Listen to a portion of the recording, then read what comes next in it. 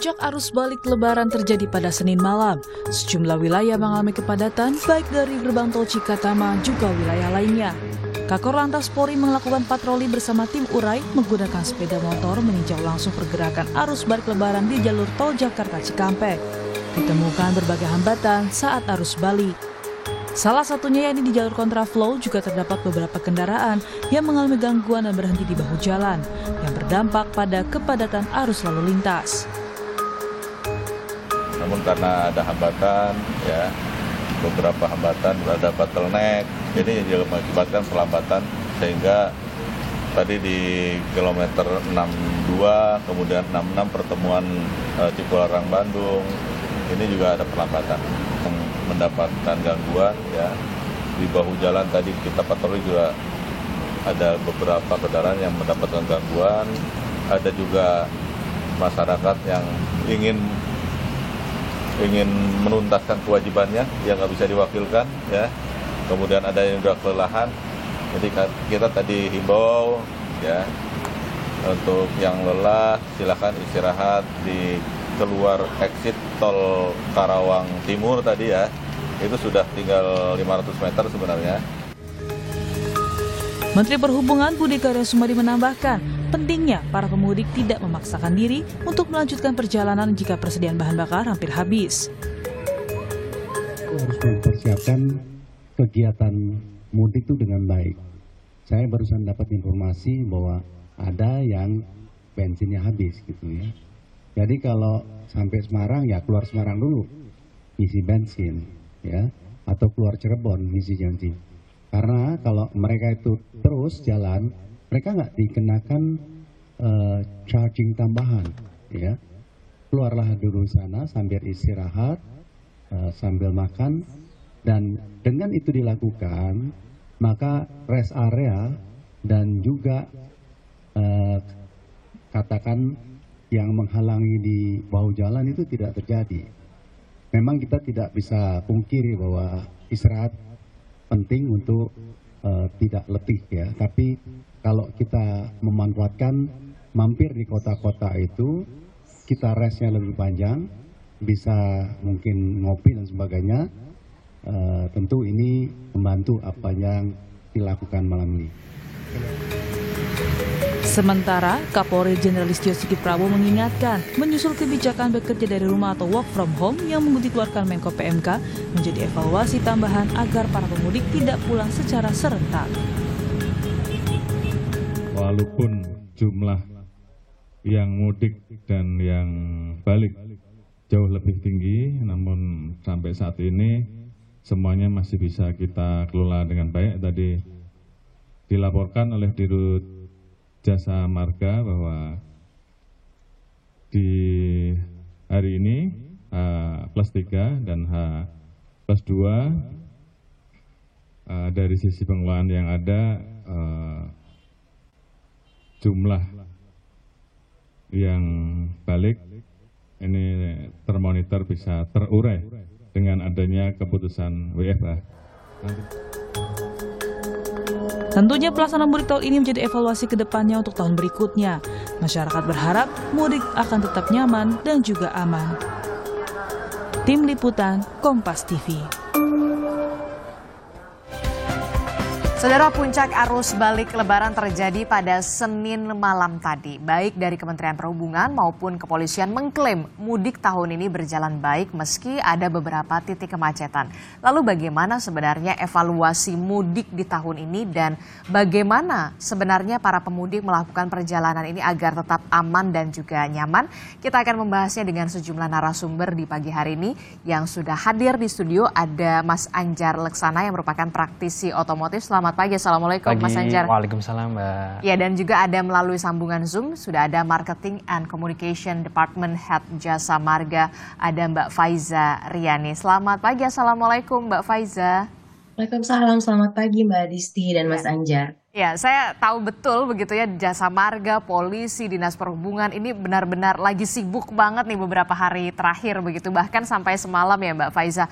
Mbak Faiza, ini kan di Cikatama semalam ini merupakan puncak arus balik begitu ya, bahkan padat sekali. Nah, dari Jasa Marga ini pantauan arus balik hingga hari ini bahkan semalam sudah berapa banyak kendaraan yang sudah terpantau kembali ke Jakarta, Mbak Faiza?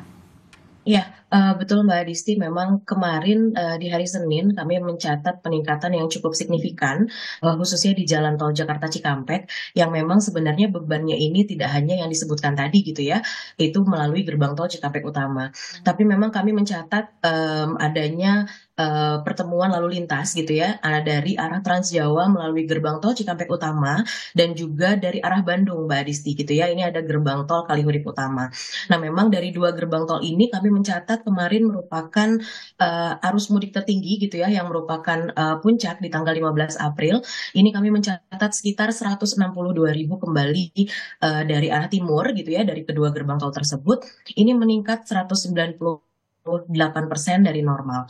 Nah, ini yang kami catat angkanya dari kemarin jam 6 pagi sampai dengan hari ini jam 6 pagi gitu. Nah, untuk secara keseluruhan kami memang mencatat adanya pergerakan dari 4 gerbang tol utama Jasa Marga yang merupakan menjadi tujuan para pemudik, yaitu gerbang tol Kalihurip Utama, gerbang tol Cikampek Utama tadi, lalu gerbang tol Ciawi yang dari arah Puncak, dan juga gerbang tol Cikupa yang dari arah Merak.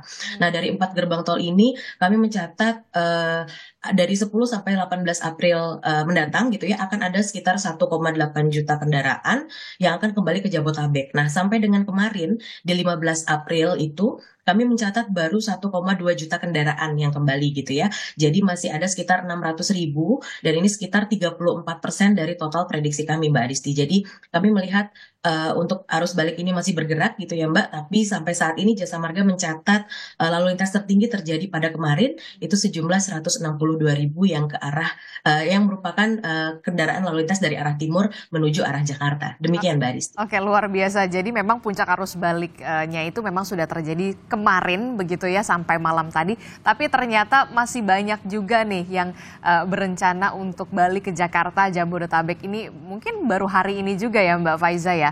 Betul Mbak. Ya, Mbak Faiza, ini kan kalau kita lihat ya sepanjang arus mudik kemudian arus balik ini kan dari pihak kepolisian juga Jasa Marga ini sempat memberlakukan rekayasa lalu lintas one way kontraflow. Ini evaluasinya terbukti efektif tidak untuk mengurai kemacetan?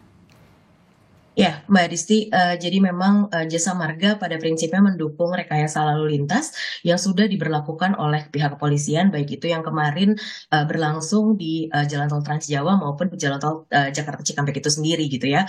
Memang ada skema kontraflow dan juga one way yang dilaksanakan gitu ya. Memang ini kami dari Jasa Marga menambah jumlah petugas dan juga perambuan dan sarana prasarana dan memang kami juga melakukan gitu ya penyiapan infrastruktur sendiri untuk kontraflow. Di antaranya kami memang memasang reflector two sides gitu ya. Jadi ada dua sisi reflector yang bisa meningkatkan awareness pengguna jalan untuk bisa masuk ke kontraflow. Lalu kami juga memasang paket perambuan gitu ya. Ada di setiap 5 km yang isinya adalah bahwa lalu lintas ini adalah dua arah. Lalu ada rambu batas kecepatan ini 60 km per jam.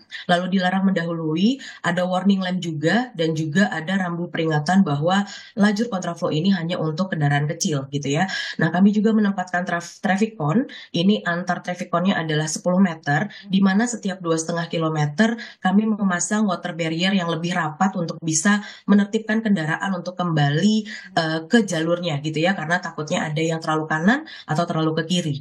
Nah, memang kami juga bekerja sama dengan pihak kepolisian yang menyediakan safety car dalam bentuk mobil PJR yang memang akan memandu kecepatan itu sesuai dengan seharusnya gitu ya, itu di 60 km per jam.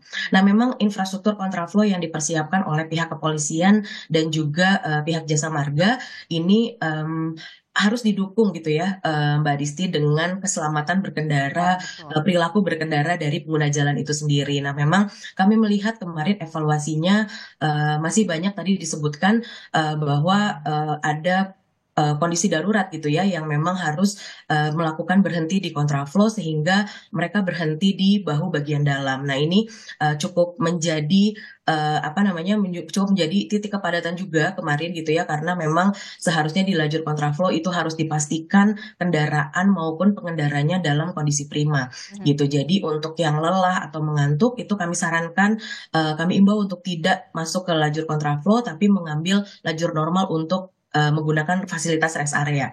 Karena seperti kita tahu, jika sudah masuk ke lajur kontraflow, ini kita tidak bisa mampir untuk menggunakan fasilitas rest area, Mbak Adisti, gitu ya. Lalu kami juga mengimbau ketika sudah masuk kontraflow ini agar tetap di lajurnya, tidak mendahului satu sama lain, dan tidak yang lebih parah gitu ya Mbak, untuk menyeberang ataupun memutar balik gitu ya. Nah ini juga kemarin beberapa pada saat kondisi lalu lintas arah baliknya itu terlihat padat gitu ya Mbak, ini ada yang melakukan putar balik juga. Nah ini juga membahayakan tidak hanya diri sendiri tapi juga orang lain di arah sebaliknya gitu ya. Nah kami juga imbau untuk pengguna jalan yang mengalami kondisi darurat pada saat di lajur kontraflow agar menepi ke bahu jalan sebelah kiri atau bahu dalam, lalu hubungi One Call Center Jasa Marga di 14080 untuk mendapatkan bantuan petugas, karena kami memang menambah jumlah petugas seperti derek dan layanan jalan tol atau mobile customer service ini di titik-titik yang menjadi rekayasa lalu lintas termasuk kontraflow. Mungkin seperti itu Mbak Adisti. Oke, kalau kita lihat ya dari Jasa Marga, kemudian dari kepolisian begitu ya yang sudah memang mengatur lalu lintas, sebenarnya kalau saya melihat sih sudah all out betul begitu ya. Bahkan tadi Mbak Faiza juga sudah menjelaskan begitu lengkap dan jelas bagaimana infrastruktur ketika kebijakan kontraflow ini diberlakukan. Bahkan tidak boleh. Tadi ada juga yang bilang, Mbak Faiza mengatakan bahkan ada yang putar balik. Nah evaluasi dari Mas Anjar sendiri melihat di arus mudik dan juga arus balik di tahun 2024 ini seperti apa? Kalau menurut saya juga pemudik ya Mbak ya. Jadi, pemudik juga? Ya pemudik juga kemarin kan jalan. Secara infrastruktur dan kelengkapan sudah saya sangat mengapresiasi dari Kementerian Perhubungan dan pihak-pihak terkait seperti Jasa Marga dan kepolisian. Itu semuanya udah all out. Yang memang jadi catatan adalah pemudiknya sendiri. Literasi keselamatan berkendara kita memang terbilang kurang ya. Gitu. Masih banyak green driver yang mentalitasnya berkendara sembarangan, kadang kita belok kanan tanpa pakai sen gitu kan, ambil bahu jalan, padahal itu kan haknya orang lain ya ketika darurat. Seperti itu banyak sekali hal-hal yang menurut saya dari secara mentalitas dan psikologi kita kurang siap sebagai pemudik. Itu catatan bagi kita sendiri. Jadi memang harus disosialisasikan bahwa mudik tahun depan memang harus digalakan bagaimana sih membawa mobil yang aman, bagaimana terutama mentalitas kita ya, mentalitas kita bertanggung jawab, minimal bertanggung jawab pada diri kita sendiri, pada keluarga kita sendiri, juga akhirnya kalau kita udah bertanggung jawab, kita akan respect atau menghormati pengguna jalan lain juga gitu. Masalahnya itu kayak tadi banyak bus-bus juga yang saling menyerobot gitu kan, banyak juga yang menggunakan hazard sembarangan di jalan, itu kan padahal membahayakan diri kita sendiri juga membahayakan pengguna jalan lain gitu kan. Padahal hazard itu kan fungsinya untuk darurat, berhenti dan menepi, sudah titik. Bukan untuk kendaraan pribadi yang bergerak. Itu hukumnya menurut saya ya haram kan penggunaan hazard. Kemudian jaga jarak aman juga itu perlu dilakukan gitu Mbak. Ini kan yang kabar duka juga yang pada saat arus mudik dan juga arus balik begitu ya. Arus mudik itu pada saat travel gelap dalam tanda kutip ini Grand Max sampai 12 orang meninggal dunia di lokasi kejadian begitu pada saat kebijakan kontraflow diberlakukan, dan ternyata diusut polisi mengungkap, KNKT mengungkap ternyata pengemudi travel tersebut bekerja melebihi waktu, overtime, kelelahan sampai microsleep. Nah, ini bagaimana ini? Nah, kalau kita melihat, ya pertama saya ucapkan turut berduka cita kepada keluarga yang kemarin korban, dan kemudian kalau kita melihat data dari KNKT, Komisi Nasional Transportasi Keselamatan, mereka menyebutkan bahwa memang kelelahan ya Mbak ya. Tapi kalau kita dilihat lagi dari sisi teknis mobil itu sendiri, kemarin mobil yang kejadian kemarin itu kan jenisnya minibus. MPV minibus. Kalau data pabrikan, mobil itu maksimal dipakai oleh 9 jumlah penumpang. 9 penumpang, itu Iya, maksimal? Maksimal. Nah, kalau kemarin itu 12 artinya melebihi. Over capacity. Over capacity.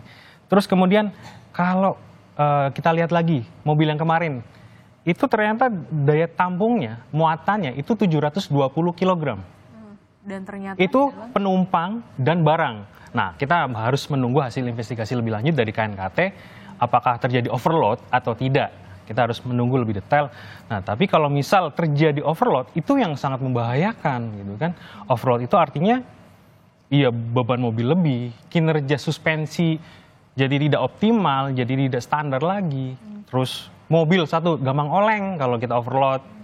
Terus kinerja pengereman jadi lebih panjang, gitu kan. Harusnya misal 30 meter kita udah bisa berhenti, itu masih 50 meter masih belum berhenti karena overload tadi.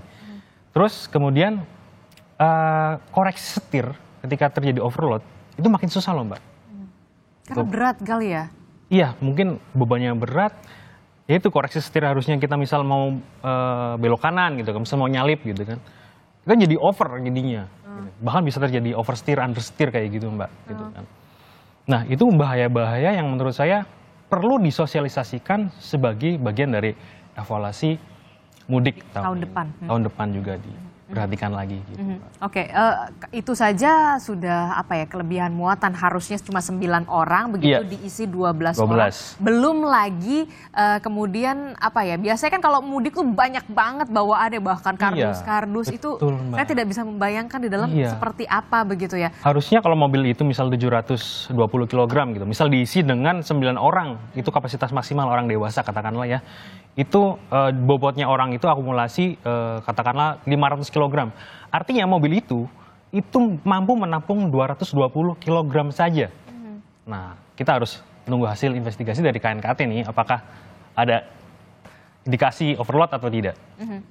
Oke, ini juga yang kemarin juga sempat ada juga itu gara-gara mau ganti ban, sedang mengganti ban, kemudian di bahu jalan ditabraklah dari belakang dan ada satu penumpang yang memang berada di luar kendaraan dan akhirnya meninggal di lokasi. Nah, ini hal-hal semacam ini, teknis semacam ini yang ternyata pengetahuan ini tidak tersampaikan dengan baik begitu. Kita apa masih yang perlu kurang literasi untuk keamanan itu ya. Kalau di situ sebenarnya kalau misal kita harus darurat ya pastikan satu hazard dulu, nyalakan hazard. Kemudian setelah hazard sudah aman, kita pasang segitiga pengaman, bisa 30 meter atau 50 meter ya, gitu. Tergantung kondisi juga gitu kan.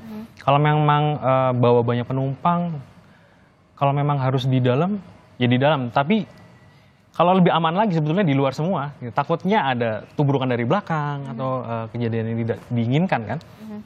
Semua penumpang di luar dan perbaikan. Kalau misal butuh bantuan bisa kontak Jasa Marga atau pengelola tol terkait kan. Itu bisa dilakukan. Memang hal-hal gitu memang harus ditekankan kan sih. Lebih banyak dari dan cuma dari kita aja, dari pemerintah semuanya berkontribusi memberikan edukasi terkait berkendara yang bertanggung jawab dan kesiapan mental kita supaya mudik itu ya aman, karena mudik itu kan sesuatu yang menurut saya krusial. Kita bawa keluarga, bawa nyawa. Kita nggak peduli hanya peduli pada diri kita sendiri, tapi juga pengendara lain gitu kan. Kalau saya yakin kalau kita saling respect, saling menghormati pengguna jalan lain, insya Allah saya yakin itu lancar dengan kondisi infrastruktur yang sekarang. Jadi Anda melihat memang kesadaran untuk keselamatan berkendara di masa mudik dan juga arus balik ini masih sangat rendah. Masih sangat rendah. Bahkan Mbak, contohnya lagi misal banyak ya orang yang tidak ngeh bahwa ketika mobil diisi penumpang itu disesuaikan dengan jumlah seat belt atau sabuk pengaman. Itu masih banyak orang yang harusnya misal mobil 7 penumpang 7 seater diisi 9 atau bahkan 10. Yang penting, mobil saya muat kok gitu. Padahal literasi yang seperti itu harusnya diberikan misal minimal dari dealer dulu. Ketika kita membeli sebuah kendaraan gitu kan Mbak. Kita memberi, tenaga penjual menyampaikan bahwa Pak atau Ibu mobil ini adalah mobil LMPV misalkan. 7 penumpang, ini seatbeltnya ada 7. Seharusnya mobil ini dipakai oleh 7 orang. Terus tidak berlebihan. Terus kapasitas muatannya, biasanya kalau jenis LMPV itu ada sekitar 550 sampai 600 kilogram. Nah itu harus dikasih tahu ke masyarakat. Jadi masyarakat minimal tahu bahwa oh ini mobil saya punya daya tampungnya segini. Jadi kira-kira saya mau bawa barangnya tuh seperti apa, sebanyak apa gitu kan. Sampai ada yang bawa-bawa kardus di atas tuh. Biasanya kan itu adalah identik kalau mudik itu pasti bawa-bawa kardus. Pakai terpal di atas. Pakai terpal. Itu bahaya sekali ya. Bahaya sekali Mbak gitu. Sebenarnya ada aturannya juga kan. Maksudnya kalau kayak amannya kita pakai roof box gitu kan. Roof box itu kan kalau misal di kendaraan MPV gitu kan, 7 seater, itu roof box itu ada daya tampung maksimal 70 sampai 73 kg. Nah, kalau lebih ya itu bisa deformasi mobil, bentuk ambles gitu kan. Kedua, kemudian bisa oleng juga gitu kan. Itu kayak gitu, Mbak. Itu yang mungkin harus terus disosialisasikan, digalakan. Termasuk juga biasanya yang hanya sadarnya itu biasanya yang pakai safety belt di penumpang di depan sama pengemudi, sementara di belakang itu kan ada safety belt. Dan jarang sekali orang yang pakai safety belt di penumpang belakang begitu ya. Mbak. Betul. Harusnya kalau safety beltnya 7 dipakai semuanya 7. Bukan hanya penumpang di baris pertama ya, pengemudi dan penumpang pertama. Jadi harusnya semua komplit supaya aman kalau misalnya ada terjadi pengereman mendadak itu, ya kita tetap aman, tidak terlempar kemana-mana gitu, Mbak. Selain ya juga bisa dikatakan literasi yang kurang dan juga pengetahuan yang kurang dari pengemudi, kemudian juga keluarga yang ingin mudik dan juga arus balik ini, tentu saja harus ada sosialisasi dari pihak-pihak terkait yang harus digalakkan lagi, harus ditingkatkan lagi. Nah ini juga kan yang menjadi sorotan adalah ketika mengemudi itu jangan sampai kelelahan. Ketika memang sudah kelelahan, memang tol ini memang menyediakan rest area, begitu ya. Tapi kemudian yang juga menjadi masalah adalah rest area ini kerap menjadi titik kemacetan di jalan tol. Lalu bagaimana Jasa Marga mengantisipasi hal ini dan imbauannya kepada warga dan juga para pengemudi dalam menggunakan rest area seperti apa? Jangan dijawab dulu, Mbak Faiza. Tetaplah bersama kami di Sapa Indonesia Pagi.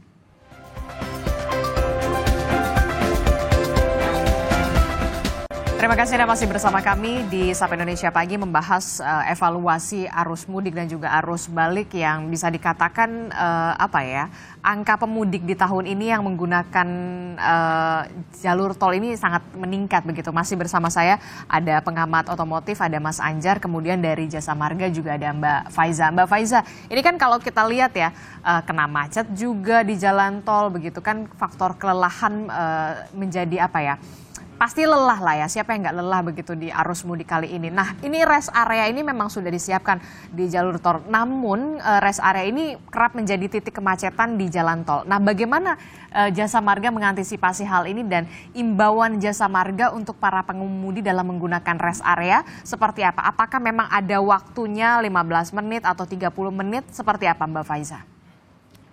Ya, Mbak Disti, dapat kami sampaikan memang kami memahami gitu ya bahwa dalam berkendara jauh, apalagi mungkin perjalanan yang menerus gitu, pengguna jalan memang butuh istirahat untuk bisa fit kembali dalam berkendara. Nah, kami pantau sejak kemarin pada saat arus mudik maupun balik ini masih banyak pengguna jalan yang beristirahat ataupun berhenti di bahu jalan gitu ya. Sementara tadi Mas Anjar juga bilang gitu bahwa bahu jalan ini haram hukumnya gitu ya. Memang diperuntukkan hanya untuk kondisi darurat atau keadaan darurat. Nah memang kami juga bersama pihak kepolisian kemarin ketika rest area ini penuh, kami lakukan pastinya buka tutup rest area berdasarkan diskresi kepolisian. Nah memang ketika rest area ini dilakukan buka tutup, pengguna jalan memilih untuk berhenti di bahu jalan untuk parkir gitu ya Mbak Disti, dan masuk ke rest area dengan berjalan kaki. Nah hal-hal ini tidak hanya membahayakan gitu ya, tapi juga mengurangi lajur yang bisa digunakan oleh pengguna jalan lain gitu. Sebenarnya seperti itu. Jadi ini yang mengakibatkan juga tadi Mbak Disti sebutkan bahwa adanya titik-titik kepadatan yang menjelang rest area itu sendiri. Nah di sini memang kami di dalam rest area itu kami melakukan kapasitas parkir itu dimaksimalkan dengan mengatur flow kendaraan. Jadi pada saat periode arus mudik dan balik ini kapasitas parkir di dalam rest area ini cenderung lebih besar dibandingkan dengan periode normal gitu Mbak Disti. Nah selain itu kami juga menambah jumlah fasilitas seperti penambahan toilet fungsional hingga 600 bilik. Nah ini kami berharap dengan penambahan ini pengguna jalan dapat bisa dengan cepat menuntaskan gitu ya kebutuhannya di dalam rest area sehingga dapat bergantian dengan pengguna jalan tol yang lainnya. Nah, ini termasuk kami juga mengimbau pengguna jalan untuk bisa maksimal menggunakan rest area itu selama 30 menit dan memang untuk makanan dan mungkin minuman untuk perbekalan ini bisa dilakukan take away daripada makan di tempat gitu ya Mbak Adisti.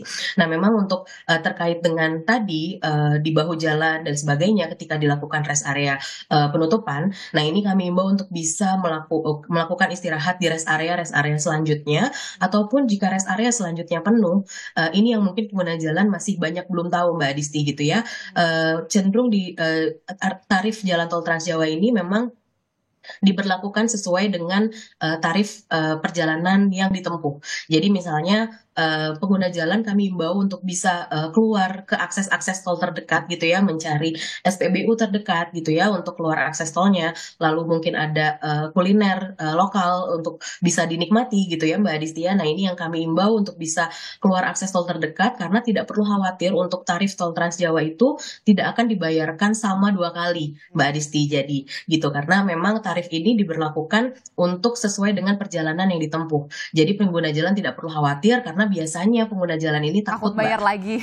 Betul, ketika udah di dalam jalan tol itu kesannya kalau nanti saya keluar gitu ya, ini nanti dong, masuk lagi bayar lagi dong gitu ya. Jadi maksa ini untuk bisa berhenti di bahu jalan, terus mungkin istirahat sebentar gitu ya Mbak Adisti, yang dimana itu jadinya mengganggu pengguna jalan tol lain yang memang membutuhkan bahu jalan untuk keadaan darurat yang sebenarnya gitu. Dan hal ini kan memang juga nantinya akan menghambat petugas yang akan membantu kondisi darurat tadi gitu ya Mbak, karena tidak bisa melewati bahu jalan yang digunakan untuk parkir pada saat mau beristirahat gitu. Nah, ini yang kami imbau berkali-kali Mbak untuk bisa memastikan kondisi kendaraan, kondisi pengemudi dalam kondisi prima gitu ya. Jangan ragu untuk gunakan akses-akses keluar tol untuk bisa beristirahat di rest area di luar tol gitu ya, termasuk dalam pengisian bahan bakar. Ini juga kami melihat nggak hanya istirahat nih Mbak Adisti gitu ya, itu rata-rata kemarin kebanyakan kehabisan bensin, betul. Nah, ini yang kami juga bekerja sama sebenarnya sama Pertamina untuk bisa melakukan pengantaran layanan bensin dengan menggunakan motoris Mbak Adisti gitu ya. Tapi memang ini hanya di sekitar rest area yang dikelola Jasa Marga, dan juga itu untuk lokasi yang masih dalam jangkauan rest area gitu. Nah, ini memang pengguna jalan bisa telepon di nomor 14080, ini adalah call center Jasa Marga yang bisa membantu pengguna jalan untuk bisa tadi ya melayani kira-kira kebutuhannya seperti apa, terutama untuk pengguna jalan yang sudah dekat rest area dan kehabisan bensin. Namun balik lagi, karena layanan BBM motoris ini juga terbatas di setiap rest area, Mbak Aristi, kami pastikan untuk pengguna jalan untuk bisa memastikan kecukupan bahan bakarnya selama perjalanan. Jadi ketika mampir di rest area nih Mbak, itu kalau bisa gitu ya, sekalian aja langsung isi bensin gitu ya, untuk bisa karena kita nggak pernah tahu di depan kondisi lalu lintasnya seperti apa, karena sangat dinamis. Mungkin seperti itu Mbak Adisti. Ya, termasuk juga saldo elektroniknya juga dipastikan harus cukup begitu ya, karena kan udah jelas tarifnya ya. Iya, salah satu contohnya memang di gerbang tol Cikampek Utama sendiri, kalau kita bisa lihat perbandingan gitu ya Mbak, dari 5 gardu tol gitu ya, mungkin 3 gardu tol sepanjang arus balik ini mengalami saldo kurang. Nah, kenapa? Karena memang perjalanan dari Semarang ke arah Jakarta ini, saldo itu minimal harus disiapkan 500.000 Mbak, karena dari gerbang tol Kalikangkung sampai gerbang tol Cikampek Utama itu tarifnya adalah 421.500. Nah, ini memang pengguna jalan mungkin masih banyak yang kaget Mbak gitu ya, karena kan ini membayar beberapa jumlah membayar tarif jumlah jalan tol yang dilewati gitu ya sepanjang dari Semarang ke Jakarta. Nah, ini kami minta tolong pastikan untuk bisa kecukupan saldo uang elektronik, karena ini akan menghambat antrian di gerbang tol juga gitu ya, yang semula mungkin bisa kita transaksikan 3-5 detik, ini bisa hitungan menit gitu ya Mbak, di 2-3 menit. Nah, ini kami mohon kerjasama pengguna jalan untuk bisa memastikan kecukupan saldo e-tolnya. Oke, jadi harus cukup saldo elektroniknya, kemudian juga tadi dikatakan bensinnya juga harus dipastikan cukup, jangan sampai seperti kasus kemarin ada kehabisan bensin di tengah jalan tol begitu kan, itu juga menghambat pengguna jalan lain pastinya. Nah, ini juga yang menarik adalah yang perlu diperhatikan adalah bagaimana kondisi dari pengemudi tadi yang dikatakan siapa sih yang nggak lelah, siapa sih yang nggak ngantuk, apalagi perjalanan mudik begitu panjang, macet begitu ya. Nah tetap harus fokus, ada rest area tadi juga disebutkan Mbak Faiza, ya 30 menit lah supaya juga orang lain juga pengguna jalan lain juga kebagian. Nah bagaimana bisa mengantisipasi jangan sampai microsleep, jangan sampai fatigue, jangan sampai kelelahan. Apa yang harus dipastikan? Apalagi ada sistem one way, kontraflow, itu harus fokusnya harus benar-benar tinggi sekali, Mas Anjar. Jadi kalau misal kita mudik gitu kan, seharusnya kita sudah siapkan diri kita sendiri minimal 7-8 jam istirahat atau tidur yang optimal. Sebelum perjalanan. Sebelum perjalanan gitu kan. Kalaupun misal, contoh lagi kalau misal ngantuk gitu kan, kalau saya sendiri tuh contohnya bisa mengurangin asupan karbo. Terlalu banyak karbo itu membuat gula darah itu naik. Hasilnya ngantuk gitu. Walaupun kita udah istirahat tapi ngantuk. Kita kurangi asupan karbo, ya bolehlah sedikit, banyakin protein, vitamin dan lain-lain. Atau bisa sediakan kopi untuk mencegah hal ngantuk. Terus kita sebaiknya juga istirahat setiap 4 jam berkendara. Jadi setiap 4 jam harus ke rest area gitu? Betul. Istirahat itu juga seperti Mbak Fauzia, saya setuju 30 menit. Selain satu, gantian dengan orang lain, itu bisa juga, kalau kita kelebihan istirahat, itu malah badan kita makin lelah loh Mbak. Passion kita mengemudi itu jadi turun. Gitu. Kalau kelebihan, sebaiknya memang optimalnya 30 menit kita rehat, kalau mau sholat itu bisa segar kembali. Jadi itu bisa mengurangi rasa lelah, rasa ngantuk. Gitu. Lebih baik lagi kalau ada pengganti. Gantian. Kita ada saudara gitu kan, atau istri gitu kan, kita gantian gitu kan. Terus kalau kita sendiri gimana? Ya udah 4 jam kita disiplin untuk istirahat.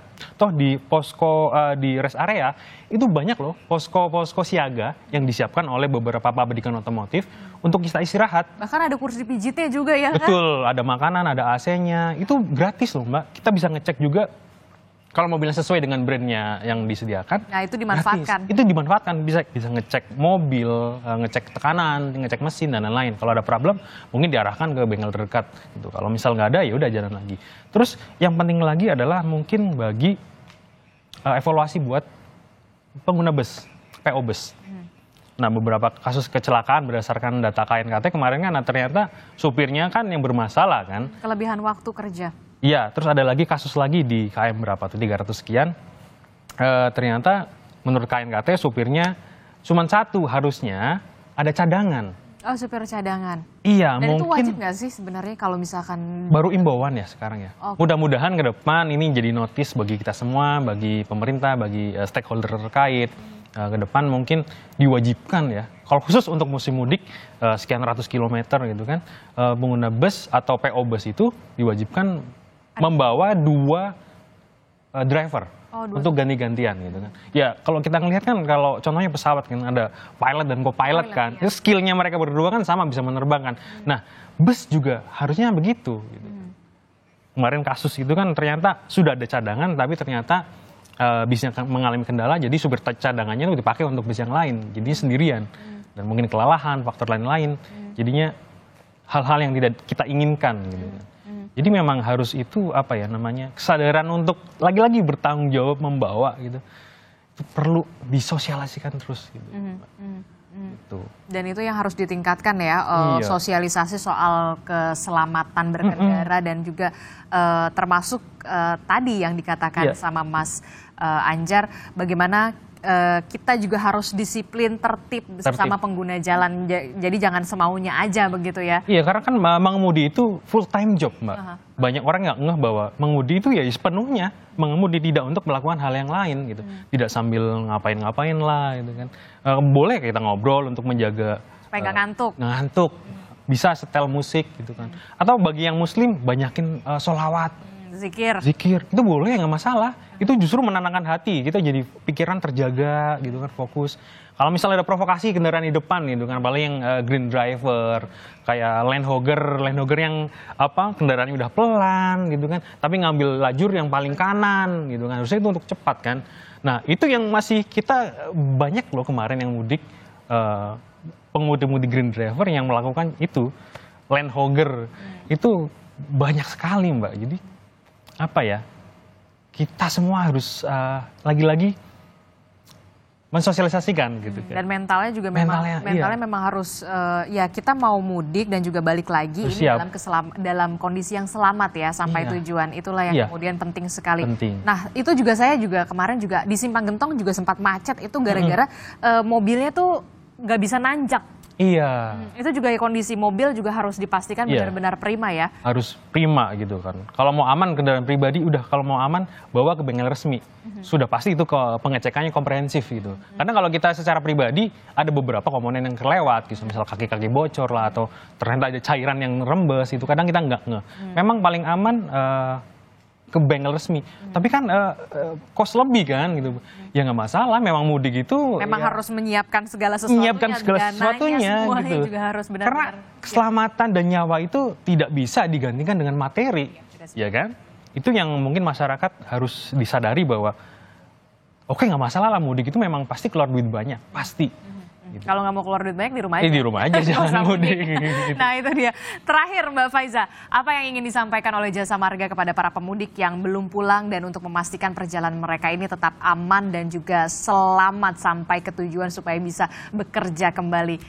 Silahkan Mbak Faiza.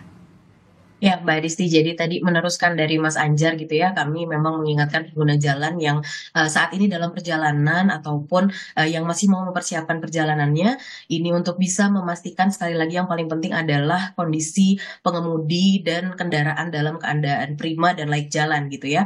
Karena nggak hanya cukup pengemudinya, Mbak Disti gitu ya, kendaraannya pun juga harus layak jalan gitu ya, terutama kalau kendaraan-kendaraan ini yang sudah diprediksi akan perjalanan jauh gitu. Kami melihat kemarin di gerbang tol Cikampek Utama dan jalan tol Jakarta Cikampek itu karena memang merupakan tujuan dari pemudik dan dalam arus balik ini gitu ya. Kami melihat kendaraan-kendaraannya bermasalahnya di jalan tol Jakarta Cikampek nih Mbak Adisti gitu ya. Mungkin udah dari perjalanan dari Surabaya, dari Semarang gitu ya. Mesin panasnya, habis bensinnya gitu. Nah, ini ada di jalan tol Jakarta Cikampek gitu. Nah, jadi kami minta tolong untuk pastikan kendaraan yang dibawa dalam perjalanan jauh ini memang dipastikan layak jalan gitu ya, termasuk pengendaranya yang tadi sudah lebih expert Mas Anjar menjelaskan bagaimana tips-tips gitu ya untuk berkendara yang aman dan selamat. Nah, memang kami juga pastikan minta pengguna jalan untuk pastikan kesiapan perbekalan gitu ya. Ini untuk jaga-jaga rest area ditutup, rest area penuh gitu ya, sudah punya perbekalan yang cukup untuk dalam perjalanan. Lalu yang pasti pastikan kecukupan yang tadi sudah saya sampaikan, kecukupan BBM dan juga kecukupan saldo uang elektronik gitu ya, untuk tidak mengganggu baik itu di lajur ataupun di antrian gerbang tol. Nah, gunakan waktu dengan bijak dengan tidak berlama-lama di rest area, maksimal 30 menit agar dapat bergantian dengan pengguna jalan yang lain dan juga mendapatkan istirahat yang cukup dan tidak berlebih gitu ya. Tadi kalau saya menyimak dari Mas Anjar untuk bisa lebih cukup dalam melanjutkan perjalanannya. Nah, kami ingatkan untuk pengguna jalan ataupun masyarakat yang sampai hari ini belum pulang, Mbak Adisti gitu ya, mungkin yang masih bisa menunda perjalanannya, ada kelonggaran waktu, kami bisa menyarankan masih berangkat nanti gitu ya, ini bisa memanfaatkan potongan tarif tol yang diberikan oleh Jasa Marga dan juga badan usaha jalan tol lainnya di sepanjang jalan tol Trans Jawa. Ini potongan tarifnya sebesar 20%, diberlakukan nanti mulai 17 April itu di jam 5 pagi sampai dengan di 19 April jam 5 pagi gitu ya. Ini untuk perjalanan menerus gitu ya, terutama untuk perjalanan yang memang itu adalah berasal dari gerbang tol Kali Kangkung menuju gerbang tol Cikampek Utama. Jadi hanya untuk perjalanan itu pengguna jalan di periode itu mendapatkan potongan 20%. Jadi lumayan kan Mbak Adisti, udah perjalanannya nggak sepadat saat ini yang diprediksi sudah dari kemarin betul ya. Sudah diprediksi jadi puncak gitu ya, macet dan sebagainya gitu ya, yang memang hari Minggu dan Senin kemarin memang kita sudah prediksi menjadi puncak gitu ya, ditambah lagi dapat manfaat potongan tarif gitu. Nah, ini yang selalu kami sampaikan pengguna jalan untuk bisa memanfaatkan ini. Dan yang terakhir Mbak Adisti, pastikan dapat informasi update lalu lintas gitu Mbak Adisti, karena rekayasa lalu lintas dan juga update terkait dengan pengalihan di jalan tol ini selalu sifatnya dinamis gitu ya, berdasarkan kondisi di lapangan dari kepolisian. Nah, ini bisa memantau CCTV real time kami ataupun informasi rekayasa lalu lintas yang ada di aplikasi Travoy, ataupun bisa telepon melalui One Call Center Jasa Marga di nomor 14080 dan juga melalui media sosial Jasa Marga. Nah, di sini kami selalu update apa saja sih rekayasa lalu lintas yang lagi berlangsung gitu ya, dan pengguna jalan bisa lewat mana dan sebagainya gitu ya, termasuk tips-tips berkendara. Mungkin itu Mbak Adisti dari kami. Baik, lengkap dan juga jelas sekali. Terima kasih Mbak Faiza Riani telah bergabung bersama kami, Marketing and Communication Department Head Jasa Marga. Dan juga di studio sudah ada Mas Anjar Leksana yang merupakan praktisi otomotif. Jadi memang perlu persiapan yang begitu matang, baik itu dari pengemudi yang harus prima, kemudian juga kondisi kendaraan juga harus layak jalan, dan juga termasuk saldo elektronik gitu ya. Terima kasih Mas Anjar, Mbak Faiza telah bergabung bersama kami. Selamat bertugas kembali untuk Mbak Faiza. Assalamualaikum, sehat-sehat selalu. Waalaikumsalam. Waalaikumsalam.